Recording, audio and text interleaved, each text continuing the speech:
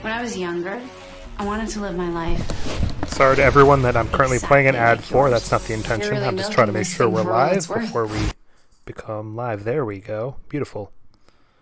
Boop-a-doop-a-doo. Alright, let's make sure we're actually online, and then I'm going to send out this link. Anyone who's listening to this as a recording is going to think I'm a goofball, and I am, so enjoy that. Enjoy that about your life. Alrighty. Hoo-doo-doo-doo-doo. Okay, looks like we're live, so I'm going to go ahead and tweet out this link, or just send it to my Discord people, and then I will get the show started for everyone.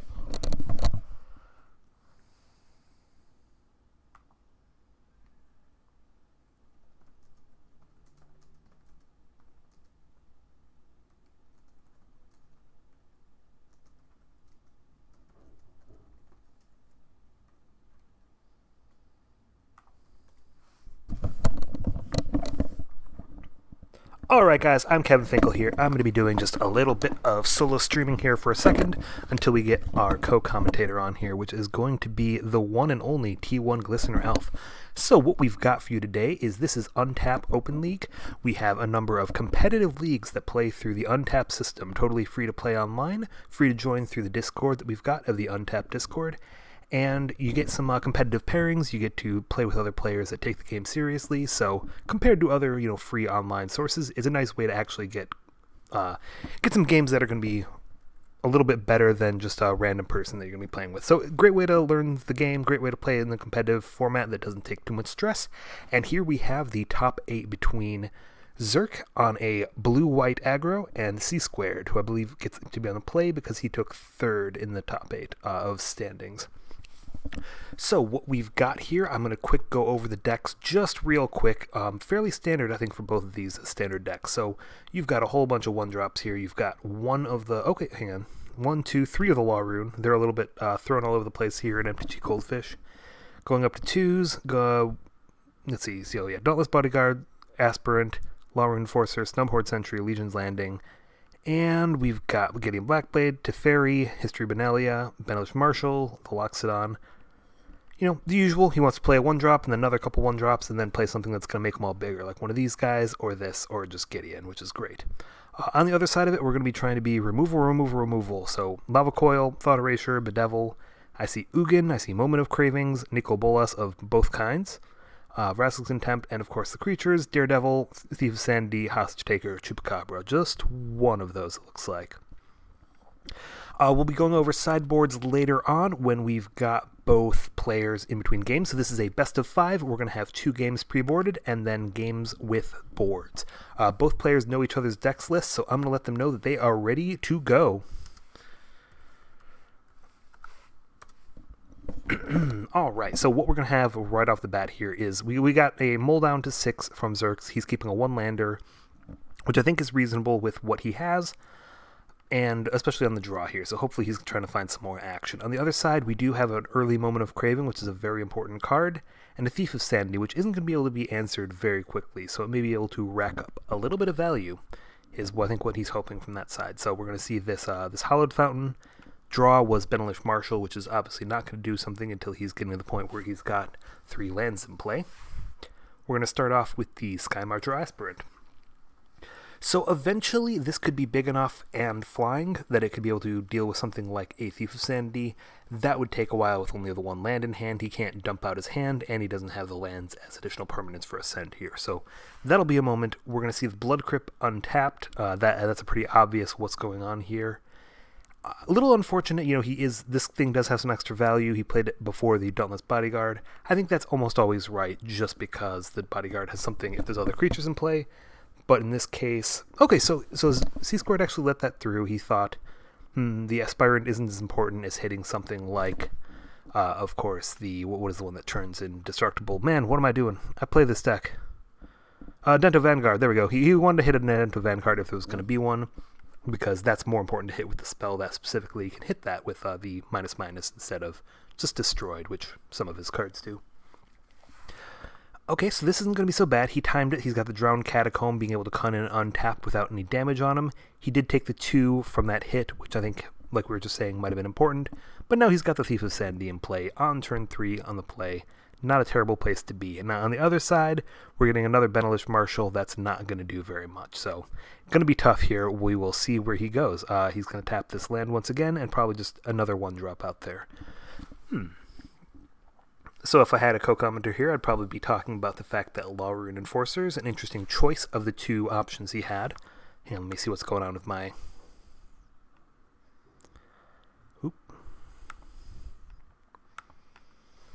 Thought my co-host might be jumping in there. So we're going to see the swing for 2, and we're going to see what happens. Now, this Law Rune Enforcer, it can tap down this Thief of Sanity every turn, but that's going to take mana, so it means he's not going to be advancing his board. Might not be what he wants to do, depending on what actually comes off the top of his library here. So we're just going to resolve this Thief of Sanity trigger. I'm going to see what's going on with my co-host while we're doing that. I do not see... Yep, nothing there. So we're just waiting on that still. Okay, let me close my stream. Sorry about that, guys. Actually, you know what? If anyone wants to comment to me, you are welcome to comment to me on Twitch. I'm theoretically following the stream chat. Woo! Let's make sure I don't play my audio here, or you're all going to get very, very confused. Okay, so he's going with the Thought Erasure. I think that's a fine move here. Nothing else that he can really do. So we're going to see what's in Zerk's hand, or C2 is going to see what's in Zerk's hand. And he's got some options. So I think, obviously, you want to take one of the cards that he can cast. So it's probably either this Bodyguard, or he goes for the Vanguard, hoping that he doesn't draw a land and be able to slam that, because that would be at least a little bit of a clock, which right now he has a Slimmo weak one. I think I like the Vanguard here. If he does take the Bodyguard and then he doesn't draw a land, so he said Loxodon. Okay, he's more worried about a little later in the game. If he one day draws out of this, that's a big creature and a little tough to kill.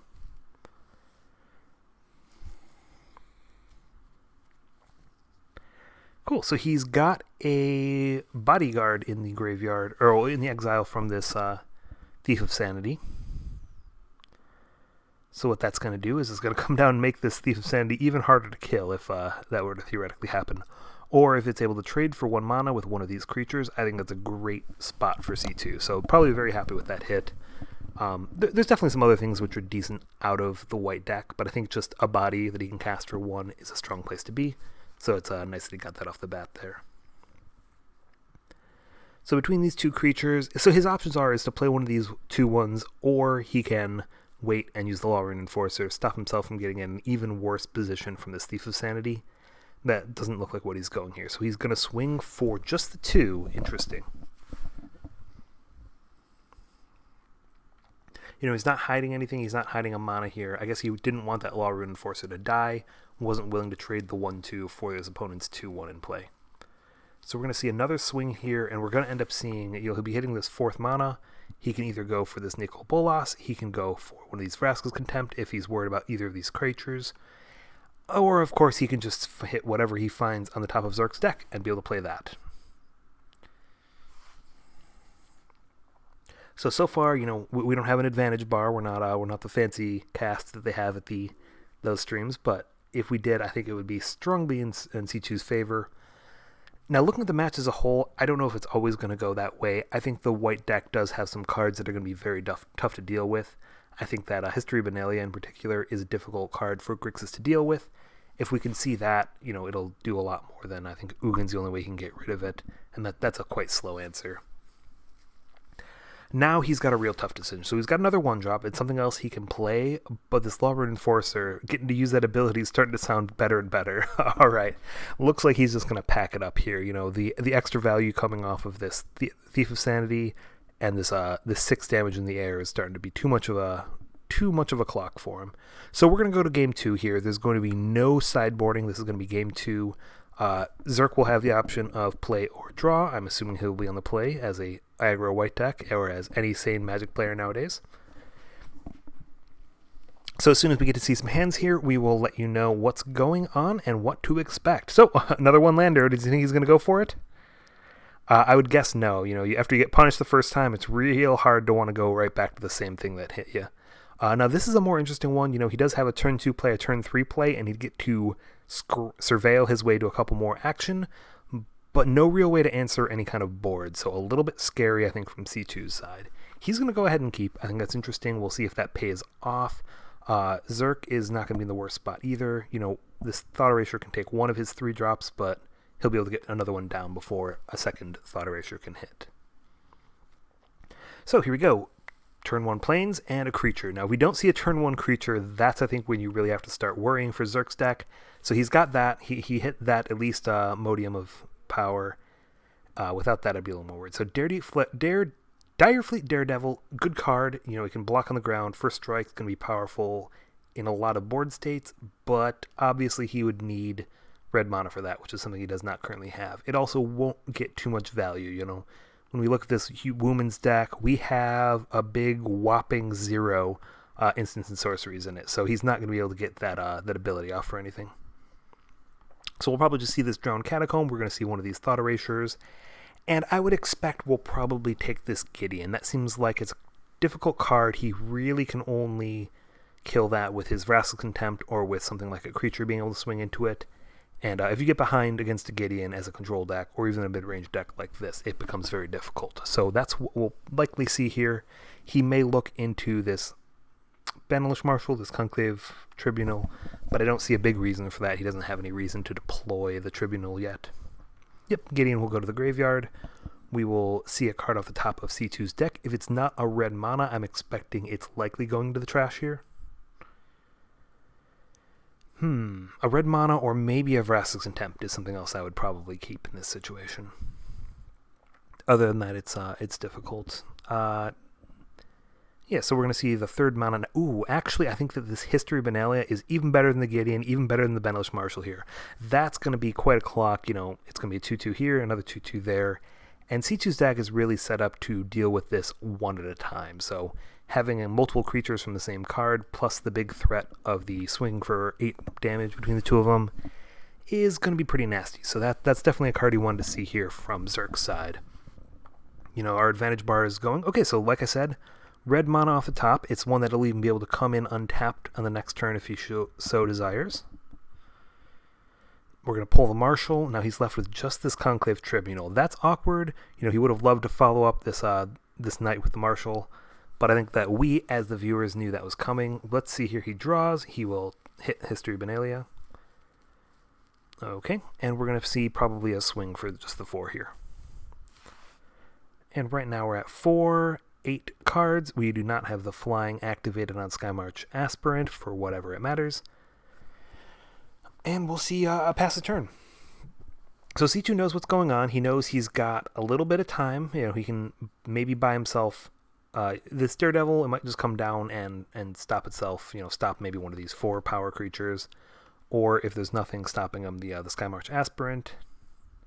This is only a swing for 10 theoretically. So unless we can follow it up with something that gives these guys a buff and takes out Daredevil, I think he's safe. So let's see here. So he already drew for the turn. The Skymarch Aspirant, that's not going to do it, obviously. So he's just going to swing probably for the 8. We might even see a chump here. I think would be the safest option. Oh, nope, he's going to take the 8. I guess right now he sees the Daredevil is holding back this Aspirant. That's not the worst place to be in, so he's going to go ahead and play another one of those. And here we're at a spot where a land plus this Tribunal is enough to give those guys flying, which is 4 damage in the air. I think that's a little scary from C2's side, but he does now have this Nico Bolas, and I'm expecting this is going to come down and kill something. And hopefully, he's hoping that it'll soak up a swing from at least 1 or 2 creatures. Okay, so he's going with the Thief of Sanity instead. So the Thief of Sanity, if you're expecting to trade 1 for 1 with a creature, it can do that just as well as the Bolas can. And I guess that he knew about the card in the hand. So actually, we know about the card in the hand anyways. So the Conclave Tribunal could have just killed his blocker and swung for 6. Either way, this can still kill his blocker, swing for 6 through 2 blockers. He's only doing, the only thing here that's going on is he's got a little bit of a bluff going, which he couldn't have done with the Bolas. So that makes sense to me, and I think we're just going to see it take out a creature here, and we'll pack it up.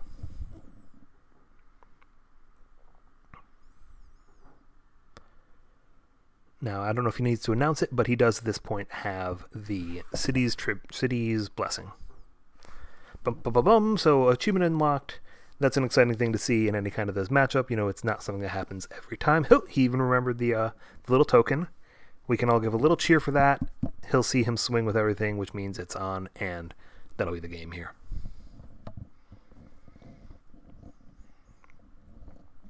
Yeah, so if he had had exactly the moment of craving, then that would have killed one of the creatures. Could have blocked the second one. He'd have been down to 4, actually. That would have been nice.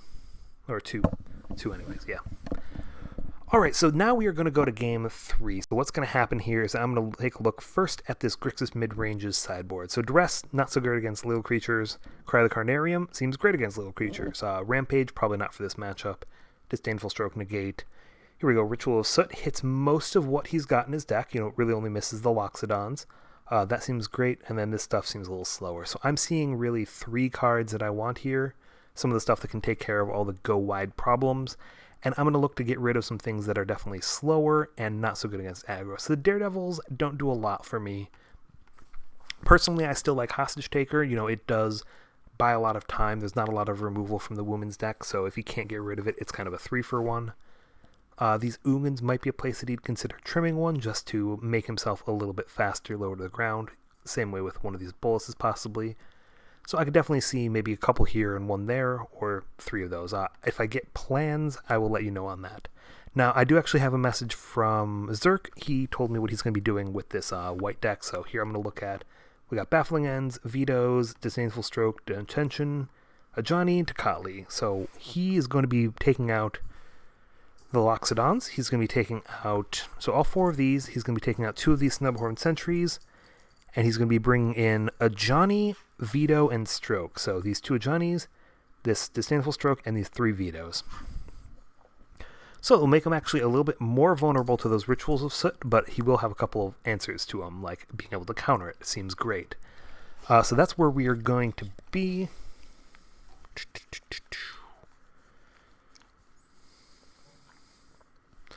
Now let's watch out here. The last time I was streaming for UOL, my dog came over and threw up on my lap, so hopefully that's not going to happen here. Right, Coco? You gonna be a good girl? We're still missing our co-commentator here. You know, he sounds like his dad was messing with some electrical wires that he should not have been, so he needed to quick go and make sure he didn't die before he could join us on streaming. But hopefully he'll join us here. It's T1 Glistener Elf. Guy knows a lot about Magic, so be exciting to have him on here if that works out. Let's hang on. We just got a little bit of a judge issue. They have a sideboard thing. The deck list he's got isn't quite the same.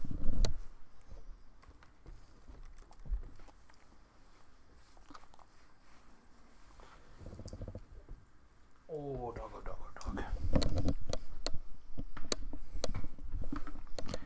They may actually have to quick switch lists. Yeah, it sounds like that's what they'll do. They'll just go and swap out the cards that were incorrect.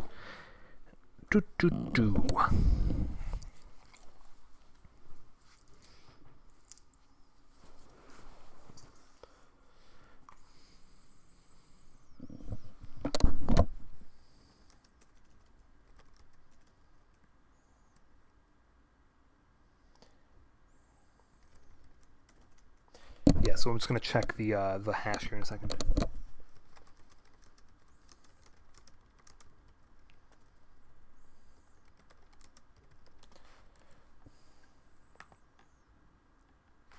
Oh, okay, while you guys are waiting here, we just got a note of what he's removing. So he's taking out 3 Bolas and 1 Ugin.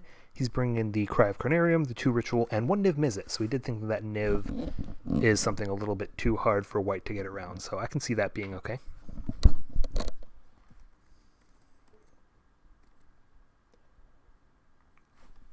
Now let's see here. We should see the hash when he reloads the game here. So we'll see that in a moment.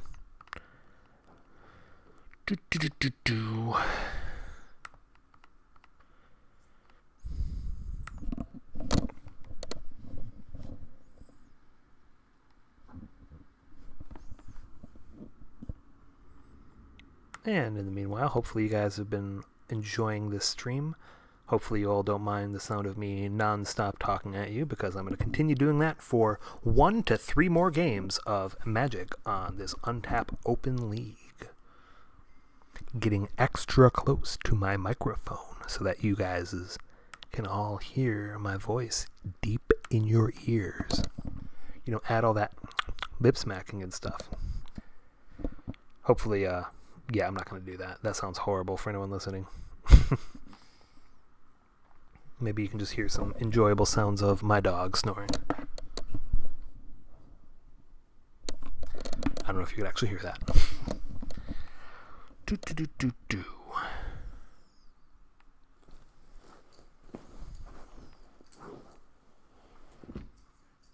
So we're just waiting. We're going to look again at these decks here real quick. Ooh, look at those planes choices. Wow. I don't think those are ones you're actually using. That doesn't matter.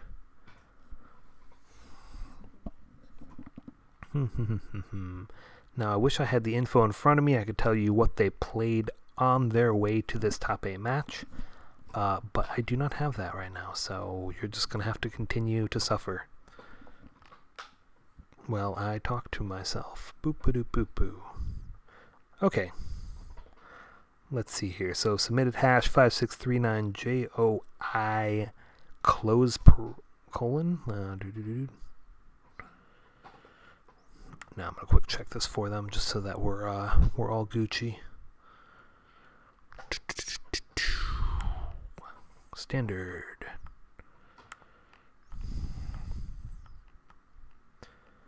Boop-a-doop-boop-boo. Responses. Alright, so I'm opening up the deck lists. Yeah, so the whole tournament is done on open deck lists in case you guys are not following it. So this also gives us the hash, and we know that the opponent's deck is what they say it is. So they forgot to check. I didn't check right at the beginning. We probably should have done that. Ooh, looks like... Did I just miss it? Where did my search function?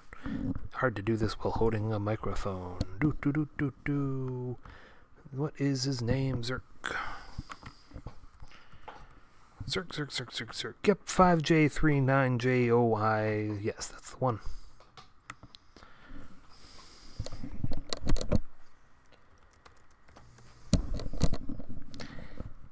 That sounds like they're good.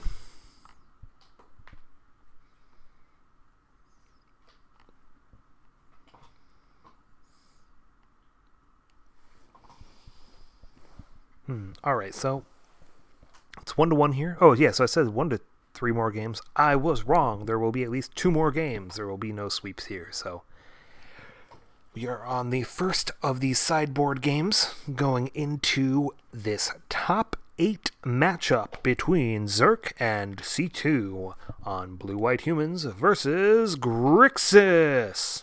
Mid-range. Now seems like as good of a time as ever to see if anyone is actually commenting. Yay!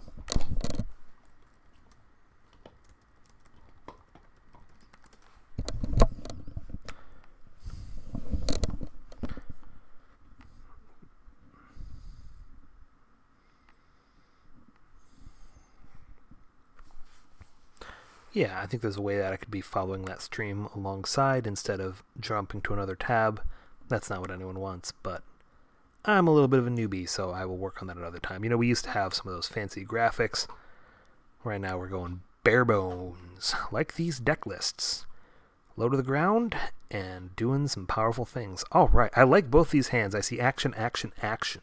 So we're going to see, turn 2 Thought Erasure. It's always good out of those Grixis decks. Now on the other side, we do have a 1-drop now. That's important. So he would have missed that 1-drop. I didn't see that. I thought that this was a one of those. But so he's going to have the Vampire. He'll have a turn 2 play, and then he really needs to be able to hit that 3rd land for this Teferi or History of Benalia. Although one of those is likely to get stripped away here. I mean, if C2 wanted, he does have an extra turn. He could play down the blocker this turn and go for a Thought Erasure next turn. I think I'm much happier. Yeah, he's got the blue mana, so it's going to be this Thought Erasure right away.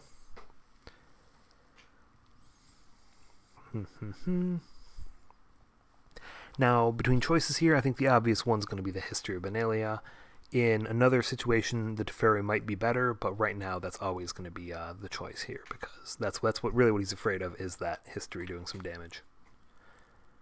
Teferi's not going to be bad if C2 tries to go for just a turn 3 Thief of Sanity. He can go with the the Teferi, bounce that back to his hand, draw a card. That's not the most aggressive play, though. That's not going to... That buys him an extra turn. It gets him a free attack in. But with a 1 damage clock, that's not a ton of damage. I guess it'll be more than that. Ooh, interesting. So I didn't even consider, but he only had the 1 turn to play. It was the Adento Vanguard, and that's what he's going to get rid of. So, fuck my drag, right? What do I know about choices here? So I think that was a strong choice. I think that means that the clock would be a lot slower. This Dauntless Bodyguard off the top is good. That's what he needed to see. He needed to see something that's going to do damage. So if he does eventually get to this Teferi, it can at least do something when you're buying that extra turn. Otherwise, he can play this History, and that's just gravy. Ooh. So we've got a Cry of the Carnarium. That was a great top deck, I think, from C2. He could go for that right now, take out both these creatures. Knowing Zerk's hand, I don't love the idea of just going for a Thief of Sandy right now.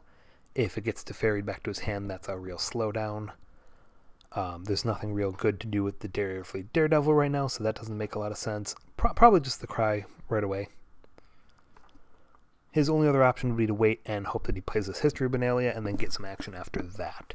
But it's hard to say if he plays down the Thief whether he would go for History. I've got to expect he would go for the Teferi instead first, if he could cast both. So he's going for it. He's saying you're not going to draw a blue mana source. You've only got, let's see, 1, 2, 3, 4, 5, 6, 7, 8 of them in the whole deck, and he did not draw one, so paid off there, and I think that's quite safe.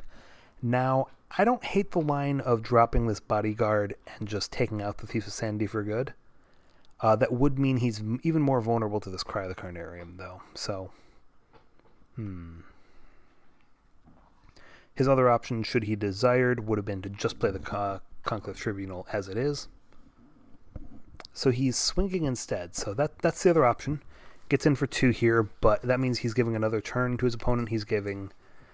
he's getting the... What is the system running here? He's going to get this card going. He's going to have more than enough mana to play anything that he hits off the top here. And it's going to get scary, I think, for Zerk real fast, unless we can hit that extra mana right away. So if this hits something like a 1-drop, he can go a second Thief of Sanity in the 1-drop. That would be a scary place to be. And if not, he's still drawing towards plenty of action in this hand here. The Cry of the Carnarium does work. We'll see where that goes. Ooh, do I possibly have my co-commentator joining me here?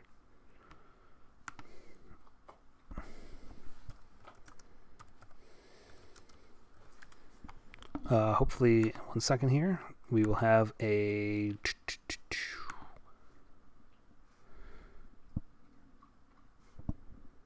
Let's see if this works.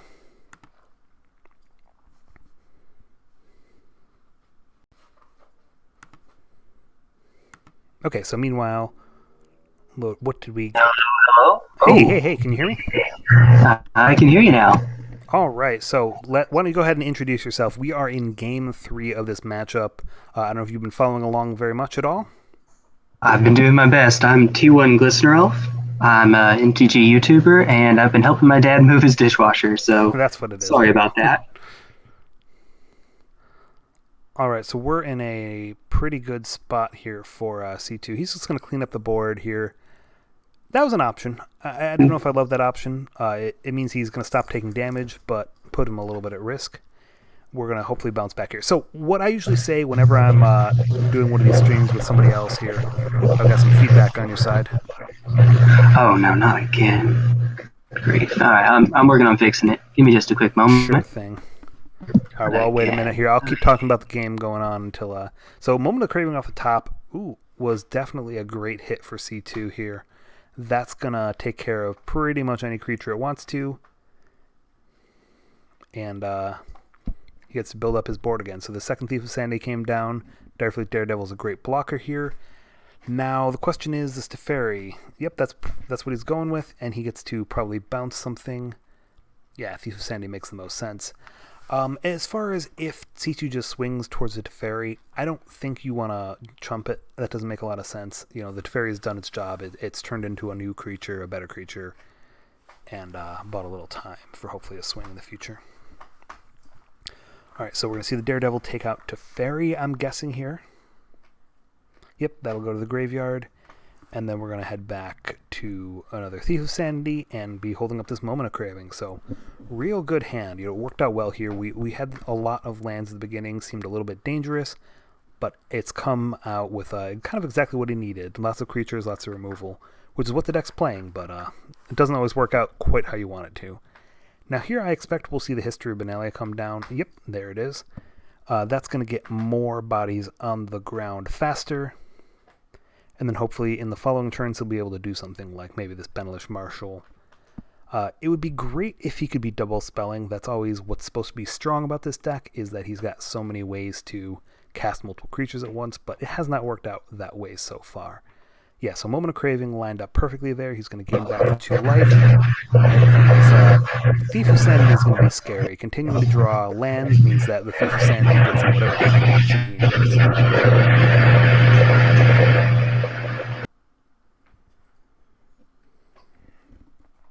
So he's already got some of said action.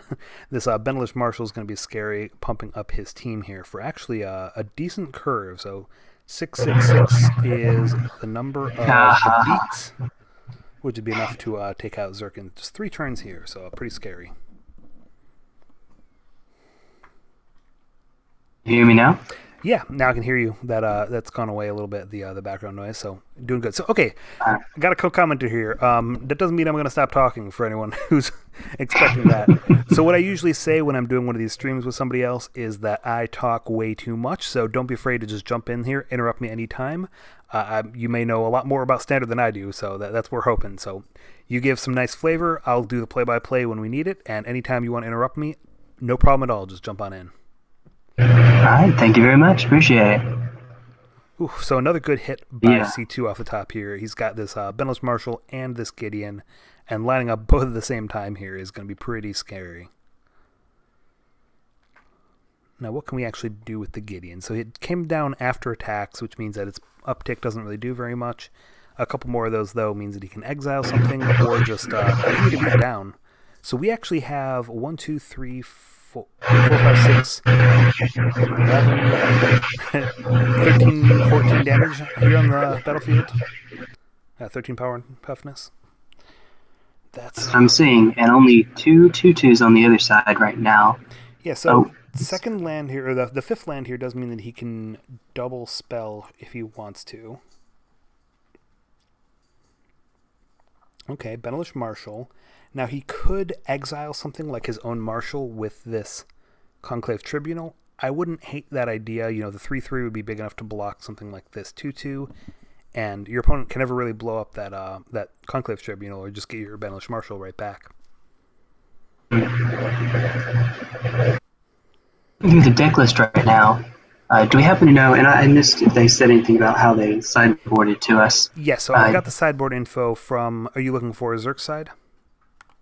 Yeah, Zerk's side. So he took out the Loxodons and he took out a couple Snubhorns. So he brought in a Johnny, his Vetoes there, which you can see the one of, and this Disdainful Stroke. I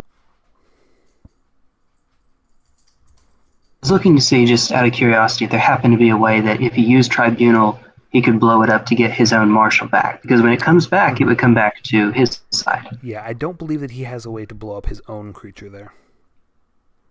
Or his enchantment. So he's swinging a little bit at Gideon, it looks like. So that's a 3/3 swinging. He's got a 3/3 blocker.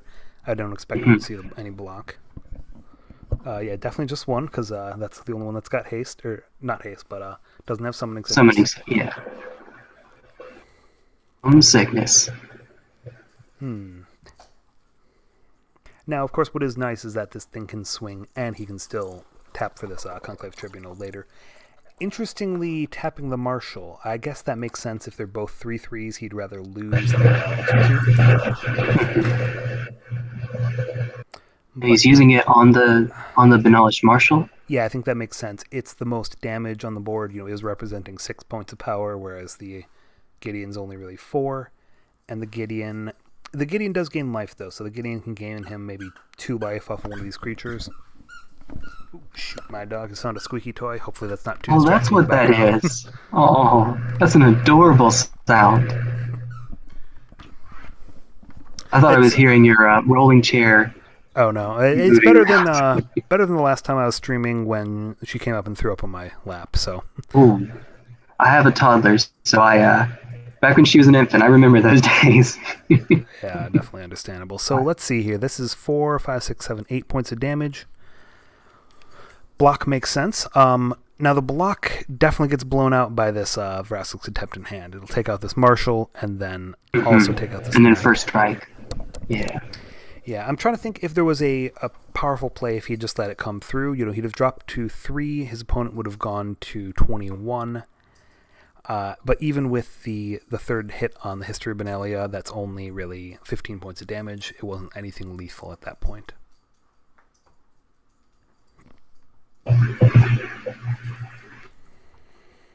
And we're going to see yet another one of these Thief of Sanity triggers. Now, that's definitely a card that you don't usually think of it as being something that's great as a blocker because it's a flying 2/2. But once he's able to get a little bit of tempo, see if you can really turn around games with this because it's very hard for Zerk's deck to interact with it.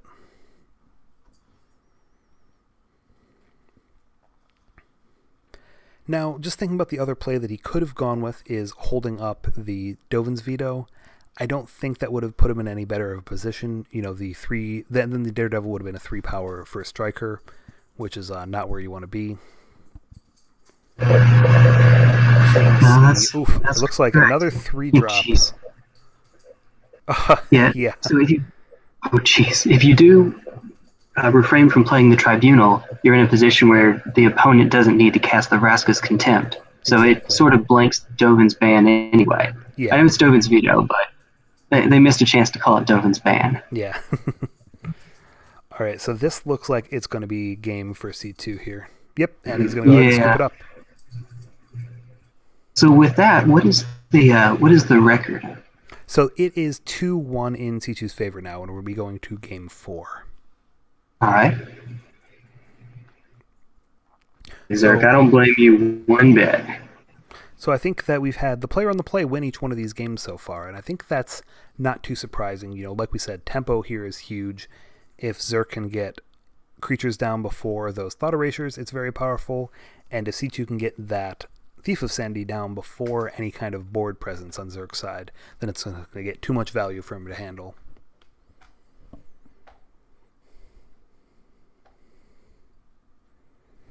Now, how did you say that C2 had done sideboarding? So, okay, let me take a look at that again. What he had done, he said he took out... so he took out some of his slower stuff, if I recall. Yeah, so he took out 3 of his bolas, so all of the bigger bolas, the Planeswalker one, and 1 of his 2 Ugins, and he brought in the Cry of Carnarium, the 2 Ritual of Soot, and his Niv Mizzet. And looking at this hand, it's 1 land, unfortunately, and on the draw, but...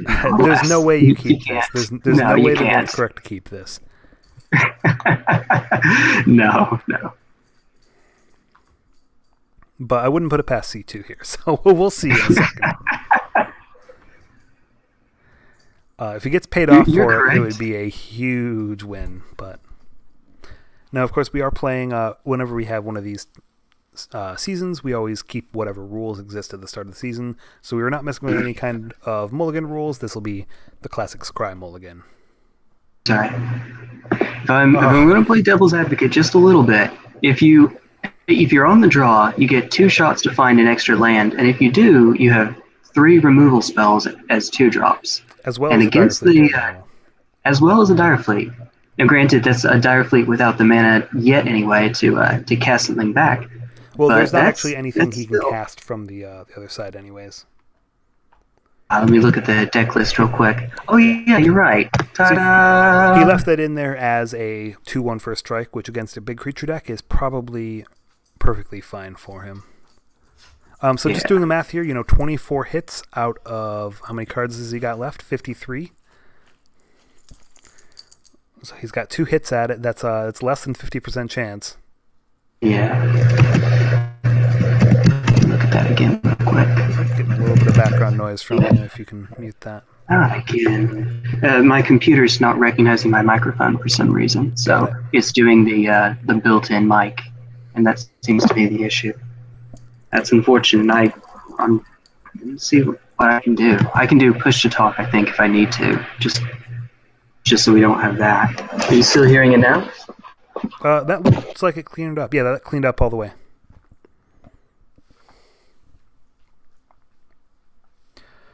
Alrighty. So yeah, the first 2 games went by pretty quickly. We had a little bit of a land screw from Zerk's side on game 1. Game 2 was just a big old beatdown. C2 couldn't answer everything that was coming out.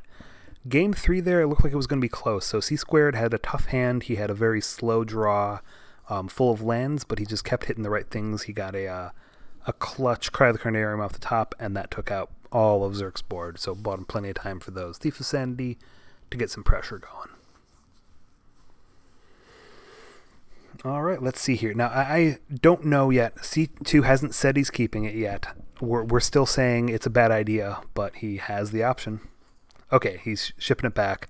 Came back with a great hand anyways here, so he's got a Moment of Craving. If you see this card and 2 lands, I think it's a keep. And then those Thought Erasers are just gravy, because they'll always grab something. And once he's grabbed all the nasty things, like the Gideons, then he can just back up on this Ritual of Soot to win the game. It is a hand without pressure, but these early Thought Erasers surveilling out cards that you don't need, you'll get there. You'll get there. Yeah, it's a good way for him to make his way towards land number 3, which he already found on the top, and hopefully land number 4 shortly after. So a little unfortunate that right now all of the lands in hand are buddy lands, and since Drowned Catacomb is neither a mountain nor swamp, you're actually not going to see a turn 2 Thought Erasure here. Yeah, that's tough.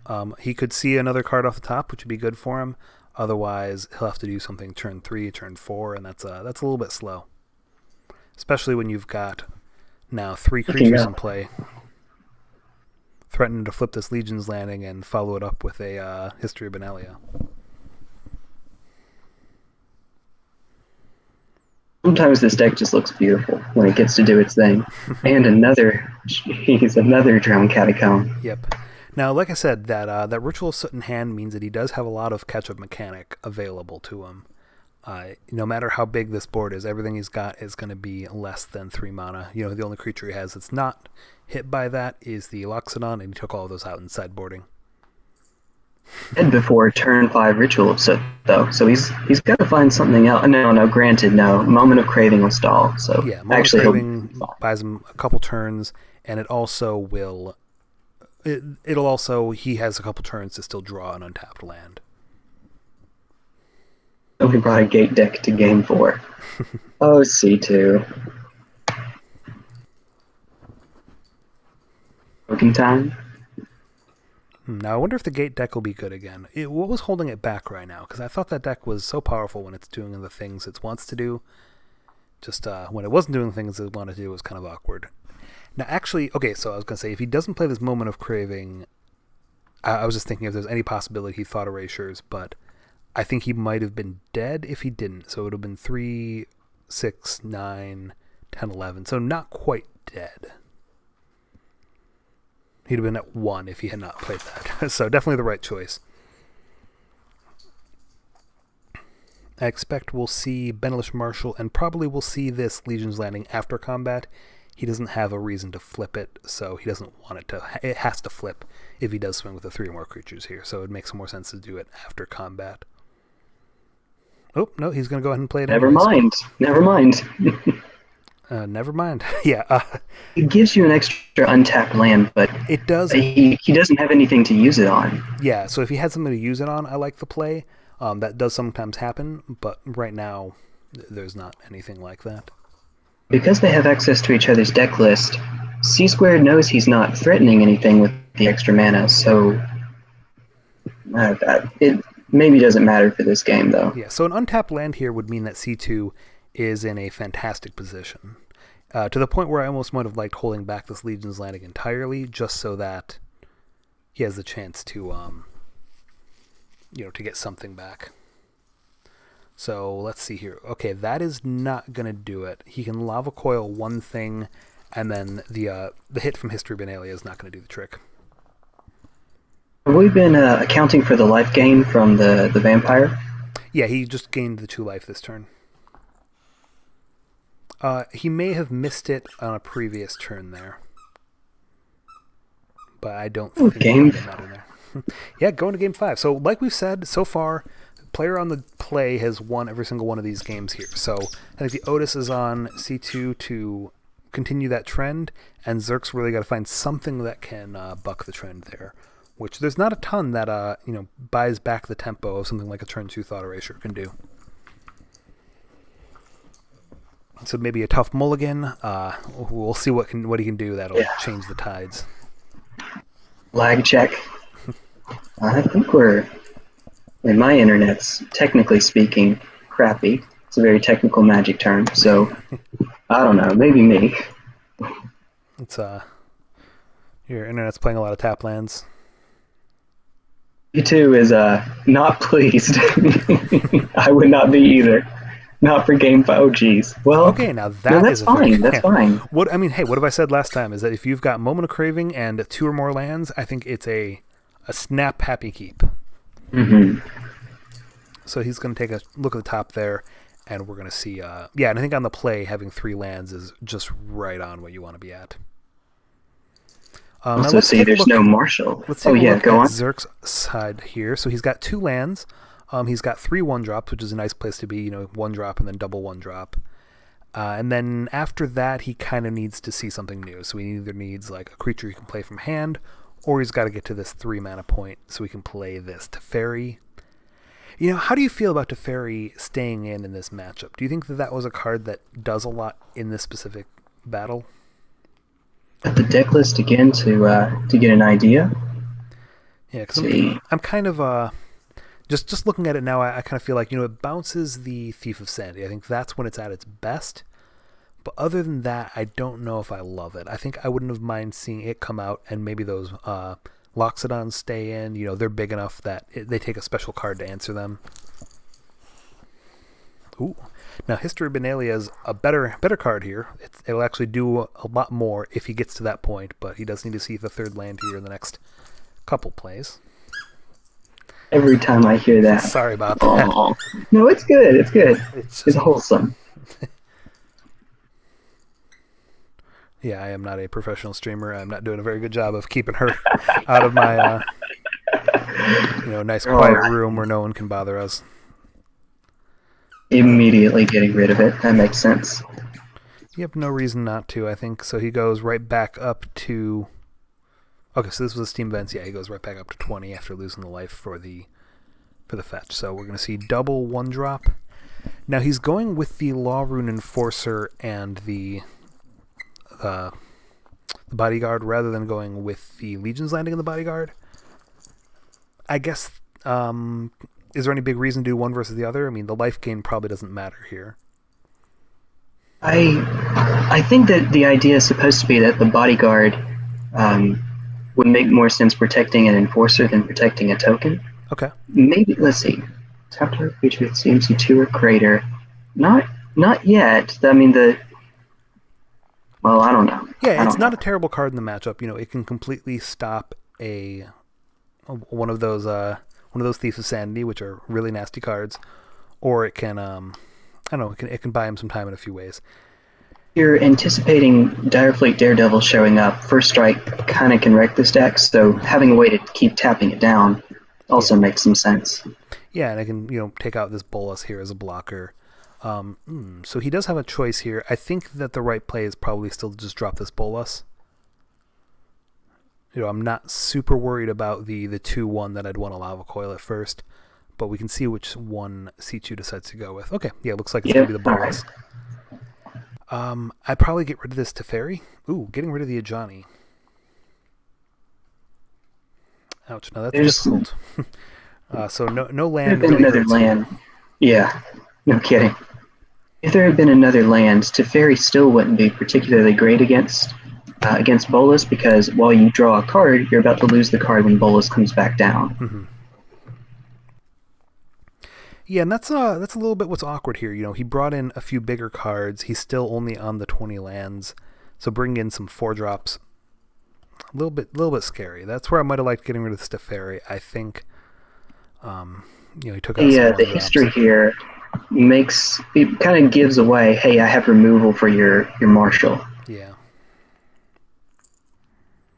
Well, no, I mean, he's got... Yeah, I guess he does have the Lava Coil that can take care of the Marshal. He's going to... Wow, a third Moment of Craving. I think that's the third one in his deck. He's only running 3 of those. So drawing all 3 of them in the matchup where it's best, that's a really, really good draw here. Yeah, no kidding. Burying it right away. And Zerk does draw his last Snubhorn Sentry, so he sided out the others of them, but was left with one of them in play. But I just don't see any way to do 18 points of damage through this Bolas here. Had that attack been able to go through with 3 creatures, landing would turn into a land, and then you'd have 3 mana for presumably Marshall here. But instead, we're sitting on an 0-3.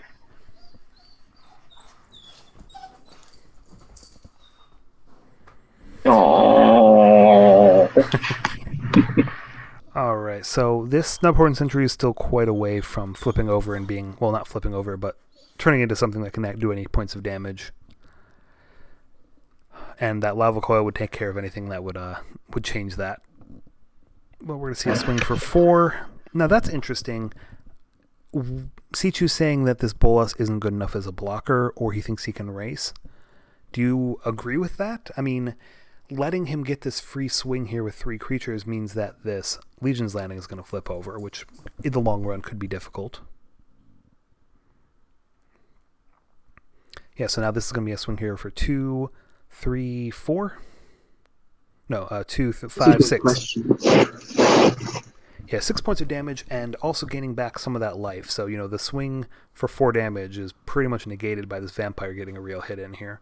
The Lava Coil will take care of some of that on the way back, but it's still a tough position to be in, I think, from C-Square. So he had, pretty much perfect draws, drew just what he needed, but it can't stop there. He does need to find something else that'll get him out of it. So his sideboard sweepers would certainly do it at this point, or just something else that will buy him some repeated value. So maybe that last Ujin. What else does he have that can do it? A Hostage Taker would certainly do it. One of these Thief of Sanity. Maybe, a couple more lands means that he can flip Bolas. That's certainly a win condition. I'm missing something. He didn't coil. I think that the answer to your question would have been because he's going to Lava Coil the Marshal anyway. Mm-hmm. He didn't coil the Marshal. That is a sorcery. Oh my goodness. Okay. Oh my. Moment of Craving is the instant. Lava Coil is the... Oh my god. Let me just say that while we're streaming. That's all. But knowing what was in Zerk's hand... Or I guess, did he know about the Benelish Marshal in his hand? He did see it when he thought Erasured him. Okay, so knowing that he knew that he was going to see that play, it does seem a little bit strange there. Now, Zerk can bounce this. That's good because it buys him some time. Yeah, he does need to tap the blue mana there. We'll see a draw here. Oh, now that's unfortunate. Now, I don't think you can play the Skymart Asp. Don't play it. We're about to see it. Oh, no. So what that means is that he's not going to be able to keep this Gideon because it's going to get taken out by the Bolas coming back down. You hate to see that happen. So, I'm not sure. I assume that the reason for that is we're just trying to build up the quickest clock we can, but I would think that even then the Gideon would be far more valuable. Yes, it really would be. It can also answer something like this Nicola Bolas eventually. Right. I mean, Gideon, make a creature indestructible. Like, make the lifelink token, I guess, indestructible so that at least you're gaining some life. Yeah. Or give, lifelink to something.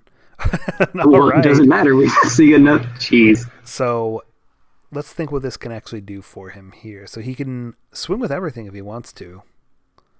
But it would only get in for... Okay, so actually, this is going to make the Snubhorn Sentry into a 3/3 as well, I believe. Yeah, City's Blessing.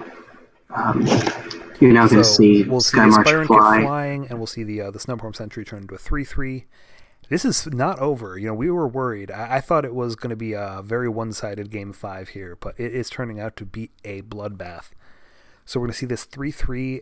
He could just swing with the...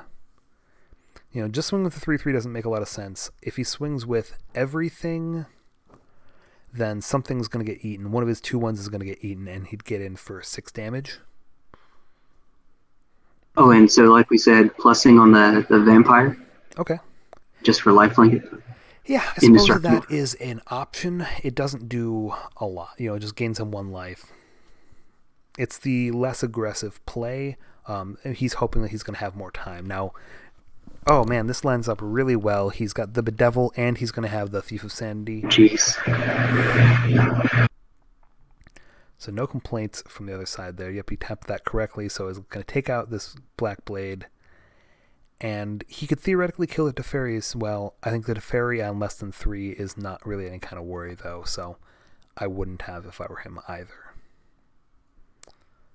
But now it gets awkward. There's not a lot he can do. The Skymart Aspirant at least can block this Thief of Sanity, but if he hits 1 more land here, it's quite scary. And that looks like a Steam Vents. Sulfur Falls, even better. So that one comes in untapped without damage. He can swing with Bolas on the... Oh, hello. Yeah, he can swing with Bolas, take out Teferi, probably not swing with Thief of Sanity, and then...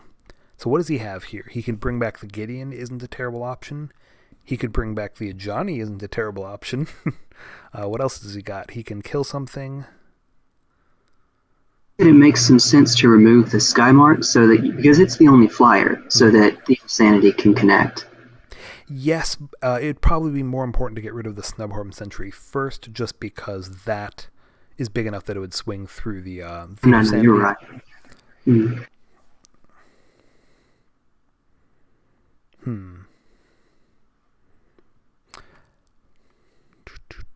Now his other option is this Memorial Folly, but he doesn't have anything currently he can bring back with it. So, yeah, I think it's going to be a swing with the Bolas and then a flip. After that, hard to say. All these powerful Bolas cards, and sad to know he's in timeout. He knows what he did.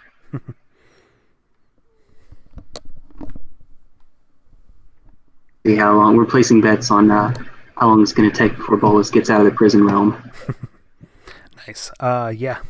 I mean, his name's not even Bolas anymore. Ooh, interesting. So he is offering this trade of the Thief of Sanity. Maybe he's figuring that he could play flip the Bolas and then just minus to bring back Thief of Sanity. That's probably not great because... He could Memorial the Folly to bring back Thief of Sanity. That doesn't feel amazing either. With the Aspirant down, that means there's going to be 1, 2, 3, 4, 5, 6. And if Bolas pluses, draw 2 cards. What's his starting loyalty again? It's 7, I believe. 7? So he'd go Alright, to 7 9. 2, 9. He'd live that. Now don't forget that the Adanto is going to create a token here.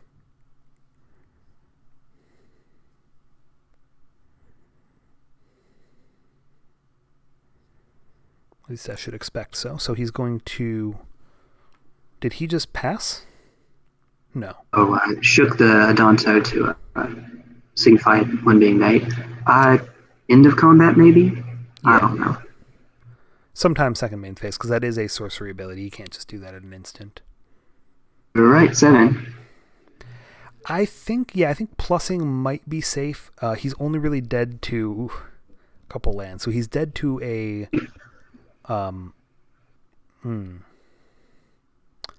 He would have been dead to another Marshal on the top. Other than that, I think he's okay. We're just going to see a swing for 7 here. I assume just at his face. I'm not particularly crazy about playing the land there, because it shows to your opponent you don't have anything. But yeah, I mean, if he held it last turn, what value does he get not playing it this turn? Alright, so is there any reason to split up your attacks here? So what does Bolas do at 9 that he couldn't do at 2 or 5 or 7? Well, if he's at 2, he can't use any of his minuses. He's going to be stuck. He's going to be locked into draw 2 cards. But I anticipate that's probably what he's going to do anyway. Yeah. I mean, we don't know what's in his hand, and Zerk doesn't know what's in his hand. He may think he already has found action, but I don't think I put any of it at Bolas. If he didn't -4 last turn, he's probably not going to -4 this turn.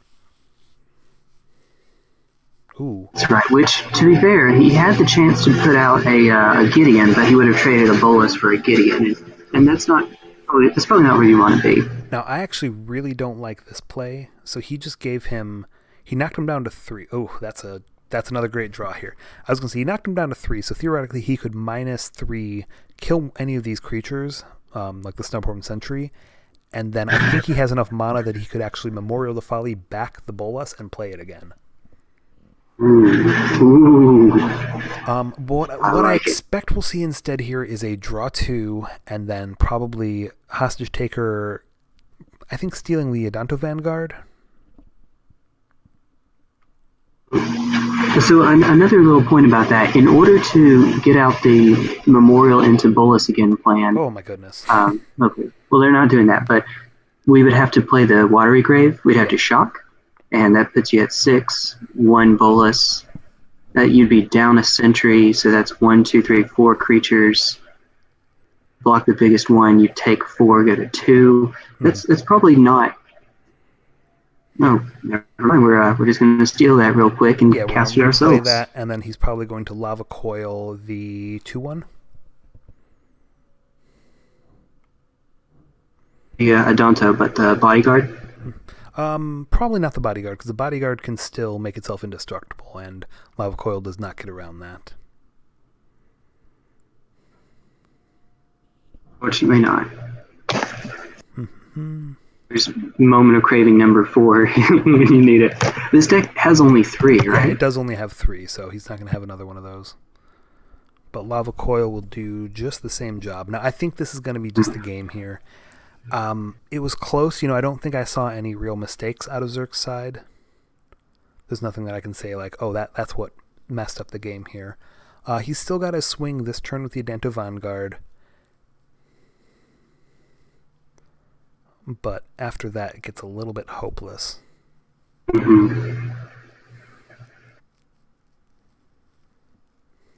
It's its own buff. It's a 3/1. Okay, he's not even going to bother blocking that or anything. Now, we don't have enough mana to counter anything and make a token, but he'll just hold open the mana to make a token here. And we'll... another... Oh, jeez. He does have 3 blue mana, so he can cast that Niv Mizzet if he wants. Was 2, yeah. Now, interestingly, Wrong dragon. Neither player plays all that many instants and sorceries for Niv Mizzet to trigger on. Oh, he's gotten to the point where he's swinging now. The fact that it deals 1 damage against the White Weenie deck with no Marshal out, though, basically means he gets to snipe a creature every turn. Yeah. More than that if he's going to be drawing 2 off of Nicol Bolas.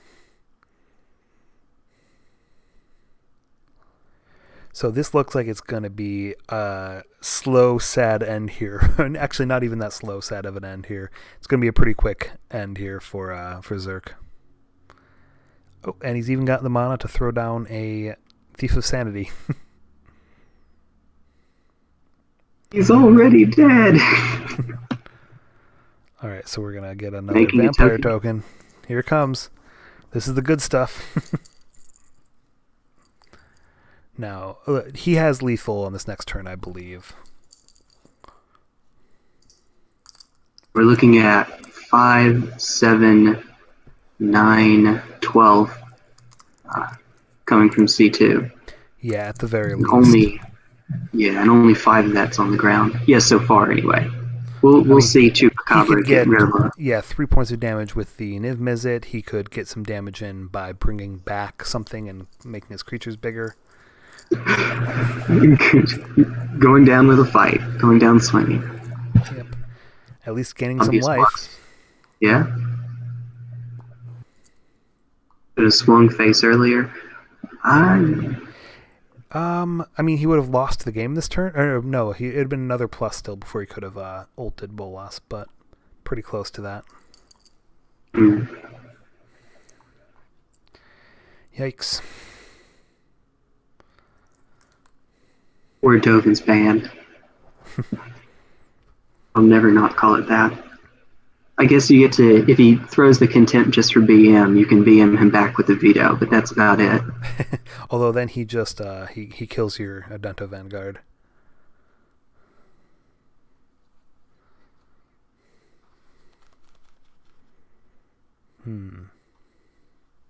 So does he go ahead and pay 4 life to make Adento Vanguard live? And if you've already lost, Yeah. yeah, that's it. Now let's see here. Does he try and wear it out, or is this just going to be a nice big swing for lethal? Well, 1, 2, 3, 4. It's only a swing for 9, probably.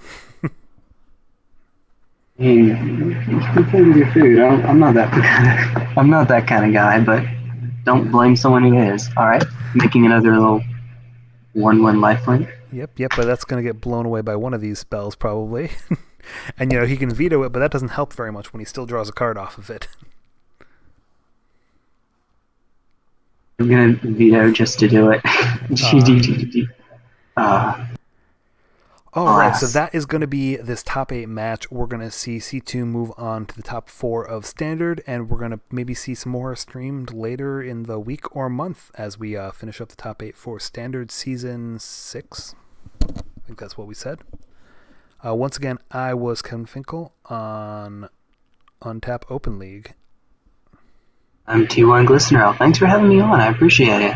Yeah, anytime. So I'm going to go ahead and end the stream here. Thanks, guys, for watching. If you want to see some more streaming, join us anytime. If you want to join the Untap Open League, you can find a link to our Discord. Thank you very much.